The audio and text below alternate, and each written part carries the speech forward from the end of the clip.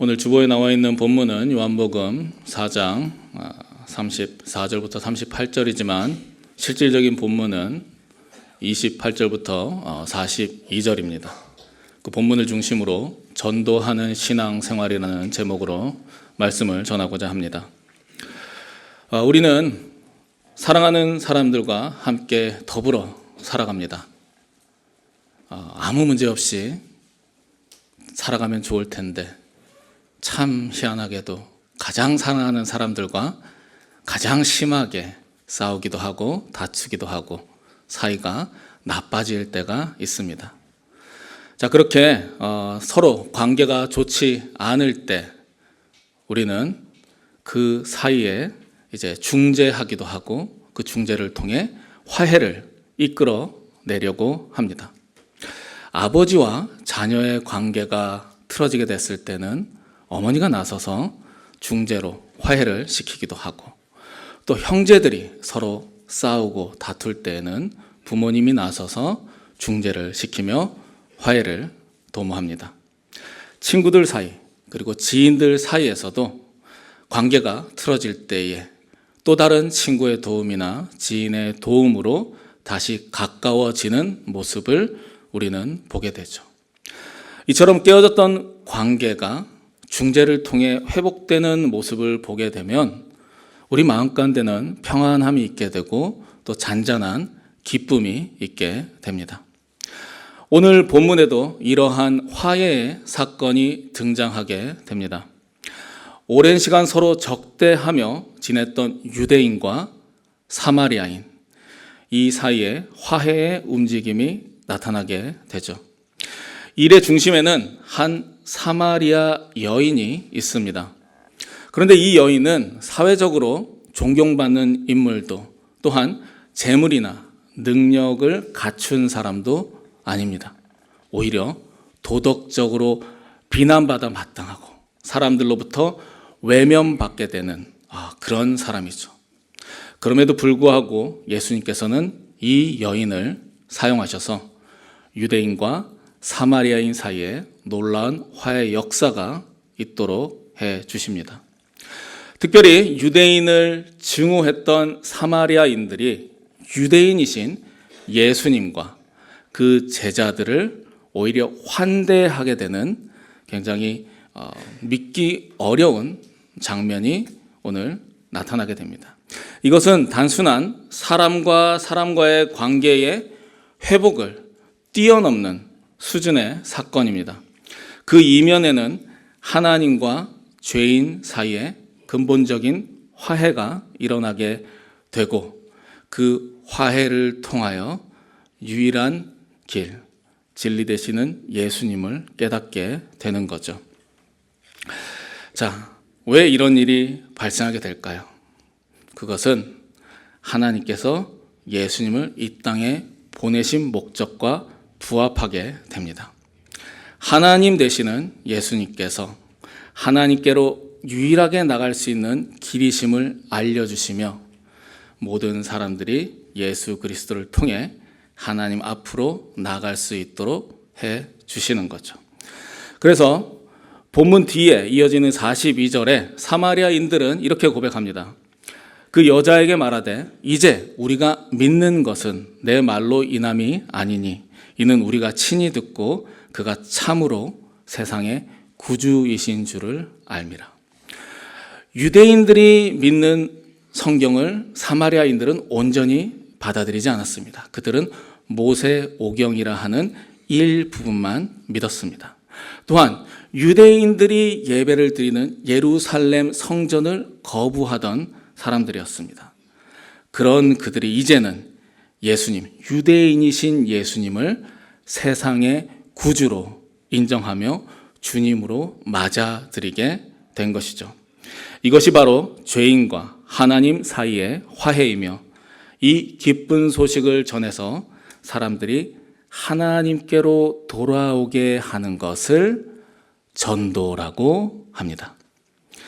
교회를 오래 다니신 분들일수록 전도라는 단어를 들으면 미소가 띄어지기보다는 굉장히 깝깝하는 그런 단어로 인식을 하게 됩니다. 전도라는 단어를 들었을 때 부담감을 느끼는 것뿐만이 아니라 전도하면은 무엇과 바로 연결을 짓게 되냐면 한인마트를 나아가서 한인마트 앞에서 주보나 전단지를 나누어주는 노방 전도를 자동으로 연상시키게 됩니다. 그러나 우리는 전도에 대한 분명하고 바른 이해를 가져야 합니다. 전도는 단순한 활동이 아니라 하나님과 죄인 사이의 관계 회복, 곧 화해의 사역이라는 것을 우리는 알아야 하죠. 자, 그렇다면 왜 화해가 필요할까요? 그것은 하나님과 인간의 관계가 이미 깨어졌기 때문입니다.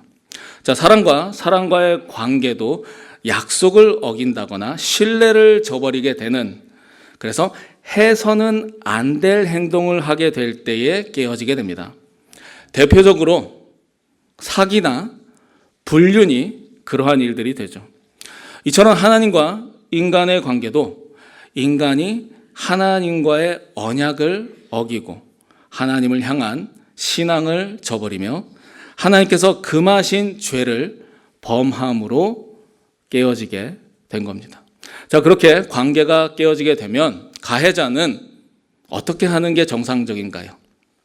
자신의 잘못을 인정하고 잘못을 깨달으며 용서를 구하는, 이것이 우리가 생각하는 가장 합리적인 반응이라고 생각할 텐데 현실은 그렇지 않습니다. 오히려 가해자가 자신의 잘못을 인정하지 않고 피해자에게 책임을 전가하게 됩니다. 사기를 저지른 사람은 피해자를 향해서 너가 너무 순진하니까 당한 것이라고 조롱합니다. 불륜을 저지른 가해자도 마찬가지입니다. 피해자가 되는 상대 배우자를 향해서 당신이 부족하거나 당신이 나를 사랑해주지 않았다라고 책임을 전가하게 되죠. 하나님과 인간과의 관계도 마찬가지입니다. 인간은 죄로 말미암아 하나님과의 관계가 깨어졌음에도 불구하고 그 책임을 하나님께로 돌립니다. 그래서 성경은 죄로 인해 이 세상에 고통과 죽음이 들어왔고, 그리고 인간이 하나님을 떠난 결과로 깨어진 세상 속에서 살아가고 있음을 알려주죠. 자, 그런 세상 속에 살아가기 때문에 우리는 어떠한 일들을 겪게 됩니까? 온갖 어려움과 고난, 고통을 겪게 됩니다. 자, 그렇게 어려움을 겪을 때에, 고난 가운데 있을 때에 우리는 누구에게 책임을 전가할까요? 하나님께 책임을 전가합니다. 비단 믿는 분들에게만 적용되는 이야기가 아닙니다. 우리가 전도를 한다고 했을 때에 전도를 합니다. 교회 나오세요. 하나님 믿으세요. 예수님이 당신을 사랑하시며 당신을 위해 돌아가셨습니다라는 우리가 전도를 하게 될 때에 어떠한 얘기들을 들으십니까? 불과 몇 년 전에 있었던 우리 코로나 시기를 겪을 때는 아마 이런 얘기를 들으셨을 겁니다. 하나님이 살아계시다면, 하나님이 사랑이시라면 코로나 같은 전염병으로 무고한 사람들을 왜 죽게 버려두시는가? 또한 우리는 전쟁이라는 소용돌이 속에 휘말려서 살고 있습니다. 전쟁 또는 허리케인 같은 자연재앙, 지진, 산불, 이런 것들로 인해 많은 사람들이 죽고 고통받게 될 때에도 그 책임 전가를 하나님께 돌리는 그러한 이야기들을 들었을 겁니다. 인간의 고통에 대한 책임을 하나님께 돌리는 인간의 본성이 여실히 드러나는 것이죠. 그러나 우리가 하나님과의 화목한 관계를 스스로 깨뜨렸습니다. 그 원인은 바로 죄죠. 죄란 무엇일까요? 죄는 단순히 도덕적인 잘못을 뛰어넘어 하나님을 하나님으로 인정하지 않고 하나님 없이도 살 수 있다고 여기면서 스스로가 주인이 되어 삶의 주인 노릇하는 것이 죄가 됩니다. 이러한 죄로 말미암아 하나님과의 관계가 깨어지게 되었죠. 그렇게 전도는 하나님을 외면하고 살아가는 사람들에게 당신이 하나님을 인정하지 않고 거부하지만 하나님께서는 여전히 당신을 사랑하시며 당신이 돌아오기를 기다리고 있습니다라는 것, 그리고 예수 그리스도께서 이 땅에 오셔서 하나님과 인간 사이에 깨어진 관계를 회복할 수 있는 길, 곧 화해의 길을 열어두셨습니다라고 말하는 이 사실을 알려주는 것에 있습니다. 사도 바울은 고린도후서 5장 18절에서 말합니다. 모든 것이 하나님께로서 났으며 그가 그리스도로 말미암아 우리를 자기와 화목하게 하시고 또 우리에게 화목하게 하는 직분을 주셨으니, 하나님께서 먼저 우리를 하나님과 화목하게 하셨고 이제는 우리에게도 그 화목의 사역을 맡겨주셨다라는 것을 명확하게 알려주는 거죠. 자, 이런 관점에서 볼 때 이 사마리아 여인의 변화가 전도의 표본이 됩니다. 예수님을 만나 하나님과의 관계가 회복되는 은혜를 경험하자마자 자신이 만난 예수님을 다른 사람들에게 전하고 그들도 하나님과 화해하도록 돕게 되죠. 결국 전도란 예수 그리스도를 통해 하나님과 죄인이 화목하게 되는 길을 전하며 동시에 그 화목의 사역에 동참하는 삶이 됩니다. 그렇게 우리는 전도에 대한 바른 이해와 분명한 그림을 가져야 합니다. 어렵게 생각하실 거 없습니다. 오늘 본문에 나타난 사마리아 여인의 모습을 통해서 두 가지만 기억하시고 삶 가운데 실천하시면 됩니다. 첫 번째, 하나님과 사람을 화목하게 하는 전도를 감당하기 위해서는 하나님의 초자연적인 역사를 경험해야 합니다. 자, 하나님은 자연 세계에 국한되신 분이 아니십니다. 그것을 초월하시며 지금도 살아 역사하는 분이시죠. 따라서 우리가 하나님을 믿는다고 하면서, 다시 쉽게 얘기하면 교회를 다닌다고 하면서 하나님의 초자연적인 역사를 삶 가운데 경험하지 못한다면 전도라는 것은요, 단순한 말에 불과하게 됩니다. 사마리아 여인이 예수님을 신뢰하고 믿게 된 계기는 예수님의 초자연적인 능력을 경험하면서입니다. 예수님께서는 사마리아 여인이 말하지도 않았는데 5번 결혼하고 5번 이혼하였으며 지금 현재는 결혼하지도 못한 채 동거하고 있다라는 사실을 알려주십니다. 자, 그러한 초자연적인 역사를 경험하고 되니 28절, 29절에 사마리아 여인이 이렇게 말합니다. 여자가 물동이를 버려두고 동네로 들어가서 사람들에게 이르되 내가 행한 모든 일을 내게 말한 사람을 와서 보라. 이는 그리스도가 아니냐. 사마리아 여인은 예수님을 통해 하나님의 역사하심을 경험했고 그 경험이 곧 전도의 출발점이 되었습니다. 우리 역시 하나님의 역사하심을 삶 가운데 경험할 때 비로소 담대하게 복음을 전할 수 있게 되는 거죠. 그런데 어떻습니까? 초자연적인 역사라고 한다면 보통 우리는 큰 일을 생각하게 됩니다. 예수님께서 물 위를 걸으신 기적, 또는 어떻습니까? 죽은 자를 살리신 기적, 정말 생각할 수 없었던 큰 일을 초자연적인 역사라고만 생각하지만, 그러나 그것만을 의미하는 것은 아닙니다. 우리는 보통 술이나 담배 같은 습관, 우리에게 안 좋은 습관을 끊을 때에 어떻습니까? 큰 사건을 계기로 그러한 결단을 내리는 사람들을 보게 됩니다. 안 믿는 분들을 말씀드리는 겁니다. 안 믿는 분들도요, 삶에 어떠한 계기가 생기면 내가 담배를 끊어야지, 술을 끊어야지 합니다. 어떤 큰 사고를 당했다가 살아났다든지, 정말 죽을 것 같은 그런 심각한 질병을 걸렸다가 낫게 되었을 때에 자기 자신을 돌아보면서 이전에 끊고자 원했지만 할 수 없었던 그런 악습들을 끊게 되죠. 그러나 그러한 극적인 계기가 없는데도 불구하고 단 하나, 예수를 믿기 때문에 우리에게 나타나는 변화가 있는 것, 그것이 우리에게 역사하신 하나님의 초자연적인 역사가 되는 겁니다. 그래서 이전에는 스스로의 의지로 끊지 못했던 것들을 내려놓을 뿐만이 아니라 예수를 믿기 때문에 삶의 방향이 변해가는 것이 하나님께서 우리 가운데 역사하시는 초자연적인 역사가 되는 것이죠. 그래서 이것은 단순한 자기 결단이나 심리적인 변화만으로 설명하기 어렵습니다. 하나님께서 우리 안에서 역사하시기 때문에 나타나는 은혜의 결과가 되는 것이죠. 이러한 변화가 하나님의 초자연적인 역사이고, 이러한 변화를 경험할 때야 비로소 우리는 어떻습니까? 하나님, 예수님에 대해서 다른 사람들에게 전도할, 다시 얘기해서 전할 증거, 바탕이 되는 것이죠. 그러나 이런 얘기 들으면 또 어떤 분들은 그 정도 변화는 누구에게나 있을 수 있지 않는가라고 얘기할 수도 있습니다.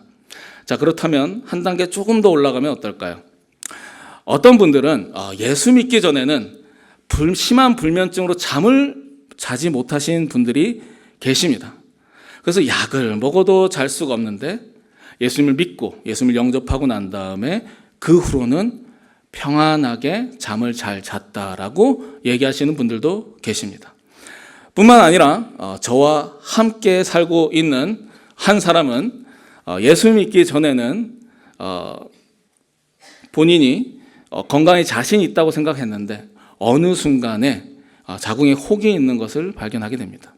그러나 그것이 수술로 인해서 제거돼야 되는데 그 이후에도 어떻게 될지를 장담할 수 없다는 의사의 말을 듣게 되는데, 그런 그때쯤에 예수님을 믿게 되었고 교회 식구들과 함께 기도함으로 이 자궁의 혹이 사라지기를 위해서 기도했는데, 신기하게도 다음에 병원에 가서 진찰할 때에는 그 혹이 사라지는 그러한 일을 경험하게 되는 거죠. 이런 일들은 모두 하나님께서 각 사람 속에서 다양하게 일하시는 방식들이 됩니다. 꼭 이거다라고 얘기할 수는 없지만 각 사람에 맞게끔 다양한 방식으로 하나님께서는 역사하시는 거죠. 그렇기 때문에 우리가 전도할 때 내세울 수 있는 가장 중요한 근거는 하나님께서, 살아계심에 역사하신 하나님께서 나에게 행하신 그러한 일들이 되는 겁니다. 삶이 변화된 모습, 마음에 임한 평안, 기도 가운데 경험된 하나님의 도우심, 이러한 것들을 말씀드리는 겁니다. 하나님께서 내 삶 가운데 행하신 일을 겸손하고 진실되게 다른 사람들과 나누는 것이 전도가 되는 것이죠. 기독교를 단순히 도덕적이거나 상식적인 수준에서만 이해하려고 한다면 하나님을 온전히 알 수도 없고 예수님을 바르게 이해할 수가 없습니다. 성경이 증거하는 예수님의 삶은요, 시작부터 끝까지가 기적의 연속입니다. 자, 예수님께서는 성령으로 잉태되셨습니다. 기적이죠. 예수님께서는 십자가에 달려 돌아가시고 3일 만에 부활하셨습니다. 다시 사신 거죠. 기적입니다. 뿐만 아니라 예수님이 공생의 기간 동안에는 풍랑을 잠잠하게 하시고 나병 환자를 고치시고 보지 못하던 자를 보게 하시고 걷지 못하던 자가 걷게 되는, 심지어 죽은 나사로를 다시 살리시는 기적들을 베푸셨습니다. 따라서 우리는 이러한 하나님의 초자연적인 역사하심을 배제한 채 예수님을 지식적으로만 이해하려고 해서는 안 되는 거죠. 혹시 우리가 전도의 소극적인 이유가 이러한 하나님의 초자연적인 역사에 대한 확신이 부족하기 때문은 아닌지 돌아볼 필요가 있습니다. 자, 하나님께서 지금도 살아 계셔서 일하신다는 확신이 있다면 우리는 어떻습니까? 하나님이 고치실 거야. 하나님이 해결해 주실 거야. 하나님이 당신 마음에 평안을 주실 거야. 담대하게 전할 수가 있게 되는 거죠. 그러면 우리는 직접적으로 하나님의 역사하심을 경험하든지 혹은 말씀과 우리가 속한 교회 공동체를 통해서 그 역사하심을 듣게 되고 믿음으로 받아들이든지 어떠한 방식으로든지 하나님께서 살아계시며 일하신다는 확신을 가져야 합니다. 그러한 확신이 있을 때에 전도는 부담이 아니라 자연스러운 삶의 일부가 되는 것이죠. 우리는 단순히 도덕적이거나 상식적인 수준에서 하나님을 믿는 사람들이 아닙니다. 온 우주를 창조하시고 지금도 주권적으로 다스리시는 자연을 초월하시는 하나님, 이러한 하나님을 믿는 사람들입니다. 그리고 그 하나님께서는 우리 삶 가운데 행하시는 은혜를 우리는 보고 듣고 체험하면서 살아가는 사람들입니다. 그렇게 놀라운 복음과 하나님의 역사를 담대히 전하시기 바랍니다. 하나님께서 지금도 살아계시며 일하고 계신다는 사실을 우리 삶과 우리의 고백을 통해 다른 분들, 아직 하나님을 믿지 않는 분들에게 전하시는 여러분이 되기를 예수님의 이름으로 부탁드립니다. 자, 둘째, 하나님과 사람을 화목하게 하는 전도를 하기 위해서는 자신을 포장하지 않고 있는 모습 그대로 노출시켜야 합니다. 만약 사마리아 여인이 자신의 부끄러운 과거를 인정하지도 않고 다른 사람이나 환경 탓을 하면서 자신을 포장했다면, 다시 말해서 자기 자신을 합리화했다면 예수님을 제대로 만나지도 못했을 것이고 복음의 증인이 될 수 없었을 것입니다.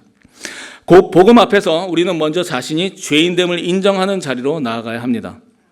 죄로 인해 깨어진 삶, 상처와 연약함, 그리고 스스로 해결할 수 없는 한계를 인정할 때에 비로소 하나님의 은혜가 얼마나 중요한지를 깨닫게 되는 거죠. 39절에 여자의 말이 내가 행한 모든 것을 그가 내게 말하였다 증언하므로 그 동네 중에 많은 사마리아인이 예수를 믿는지라. 사마리아 여인은 그것을 통해 예수님을 만나게 되었고 예수님의 용납과 회복을 경험하게 되었습니다. 뿐만 아니라 다른 사람들에게 예수님을 전하는 변화된 삶을 살게 된 거죠. 전도는 완벽한 사람의 입에서 나오는 말이 아니라 은혜를 경험한 사람의 입에서 나오는 고백이 되는 겁니다. 자신의 연약함과 죄성을 숨기지 않고 하나님 앞에 내려놓을 때에 우리는 하나님의 용서와 회복의 은혜를 깊이 경험하게 되고 그 은혜가 나를 통해서 우리 주변 사람들에게 자연스럽게 흘러가게 되는 것을 보게 되는 거죠. 우리는 많은 간증들을 듣게 되고 앞으로도 많은 간증들을 들으시게 될 겁니다. 간증하시는 분들이 어떨 때 은혜가 될까요? 자기 자신의 모습을 포장하지 않고요, 있는 그대로, 세상 말로는 날 것 그대로 솔직하게 드러낼 때에 사실은 깊은 감동을 받게 됩니다. 그분의 변화된 삶을 통해서 역사하신 하나님께 자연스럽게 시선이 가게 되고 우리는 하나님께 자연스럽게 영광을 돌리게 되는 거죠. 예수님을 믿지 않는 분들이 복음을 받아들이는 과정은요, 단순히 논리적인 설명이나 설득만으로 이루어지는 일은 극히 드뭅니다. 완전히 없다고는 할 수 없지만 100에 하나 있을까 말까 합니다. 물론 복음에는 분명한 진리의 근거와 논리가 있습니다. 그러나 많은 경우 사람들의 마음을 움직이는 것은 변화된 삶을 통해서입니다. 어떻습니까? 믿지 않는 친구가 이런 얘기하는 거 들어보신 적 있으세요? 야, 너 예수 믿기 전에는 이랬는데 예수 믿고 나니까 이렇더라.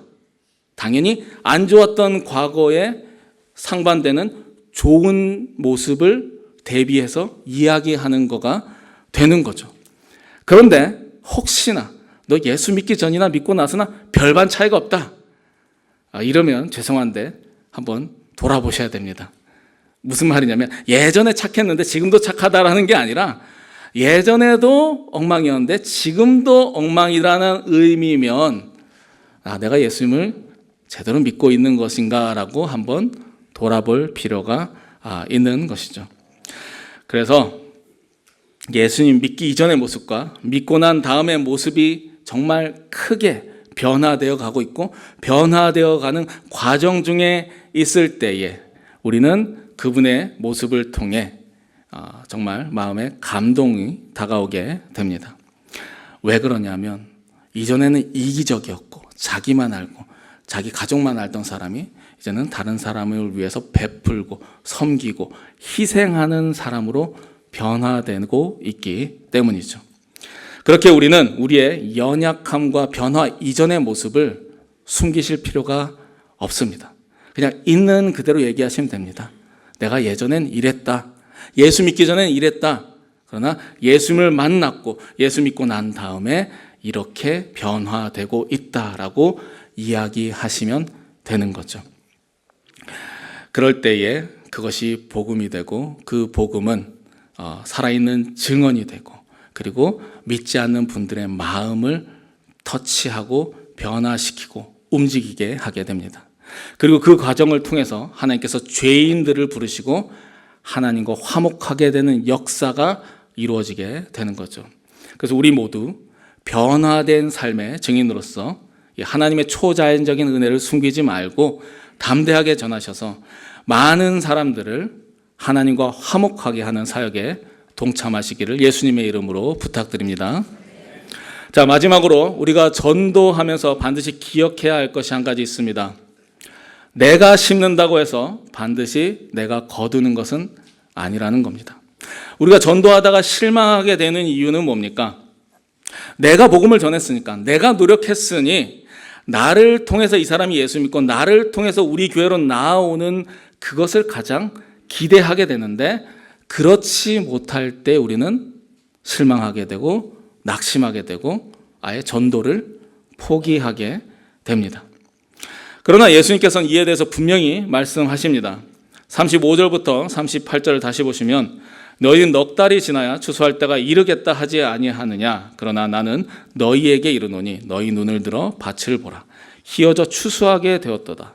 거두는 자가 이미 삭도 받고 영생에 이르는 열매를 모으나니 이는 뿌리는 자와 거두는 자가 함께 즐거워하게 하려 함이라. 그런즉 한 사람이 심고 다른 사람이 거둔다 하는 말이 옳도다. 내가 너희로 노력하지 아니한 것을 거두러 보내었노니 다른 사람들은 노력하였고 너희는 그들이 노력한 것에 참여하였느니라.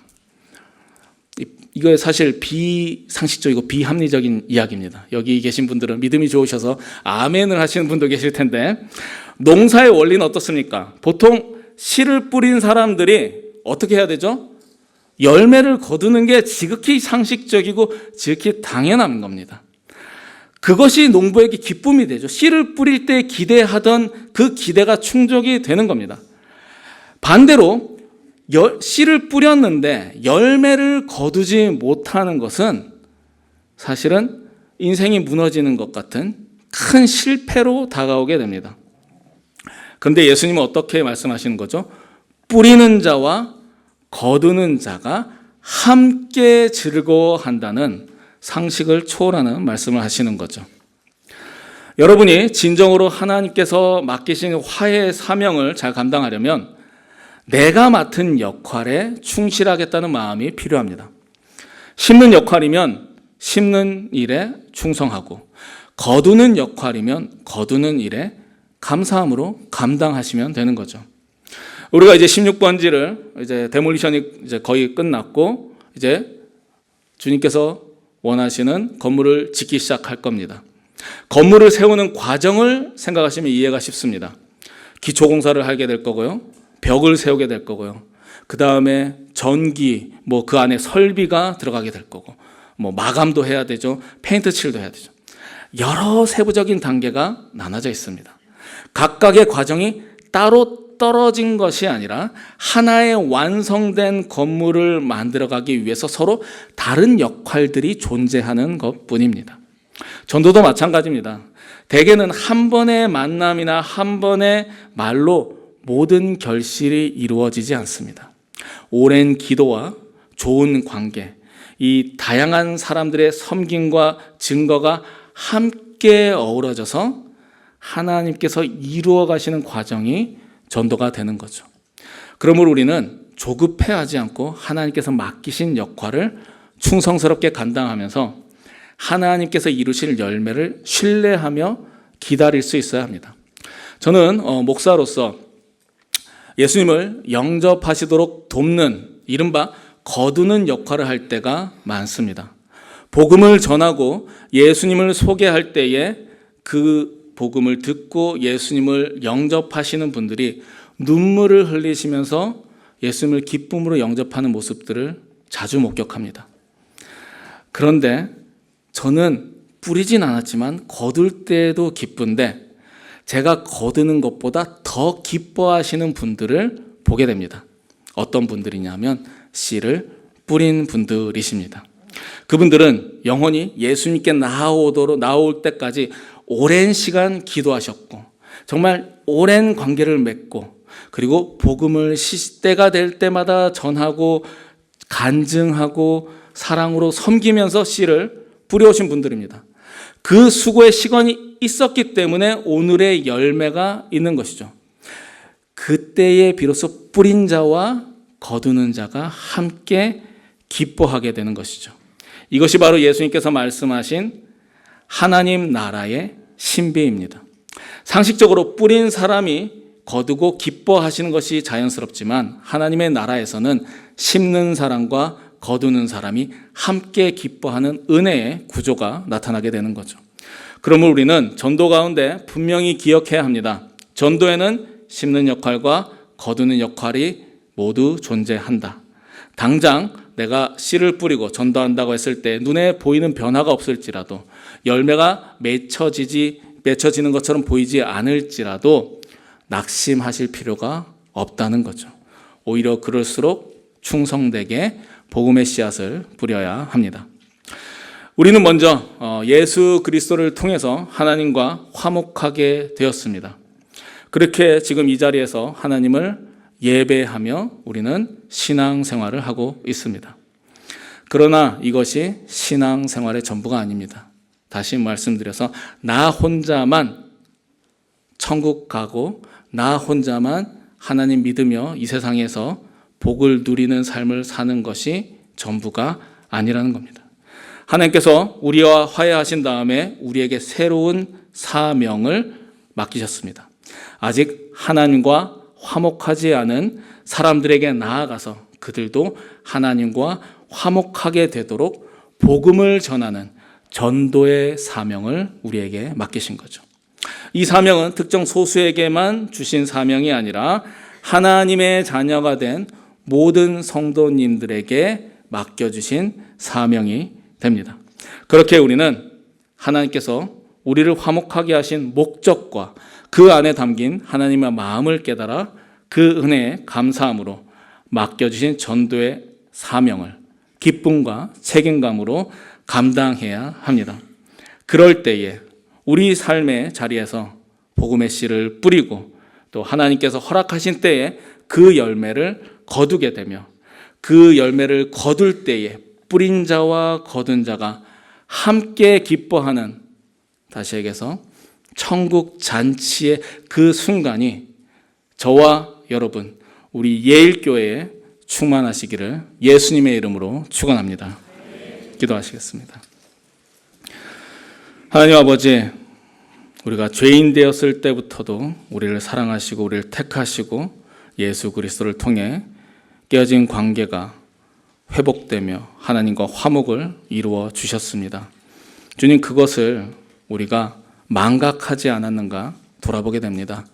이제 나만 잘 믿으면 돼, 나만 이 세상에서 잘 살면 돼, 나만 천국 가면 돼 라고 생각은 하지 않았는지 우리를 돌아보게 하시고, 이제 나와 화목하게 된 하나님과 나와의 사이에서 하나님께서 아직도 잃어버린 영혼들이 돌아오길 바라시면서 그 화목의 사역을 우리에게 맡겨주셨다는 걸 깨닫게 해주시고, 주님께서 허락하여 주신 VIP들에게 우리가 나아가서 그 화목의 사역을 이어가며 하나님의 초자연적인 역사를 경험하고 우리 삶의 변화를 나타내서 그분들이 주님 앞으로 돌아오는 천국잔치가 벌어지도록 도와주시옵소서. 감사드리며 예수님의 이름으로 기도드립니다. 아멘.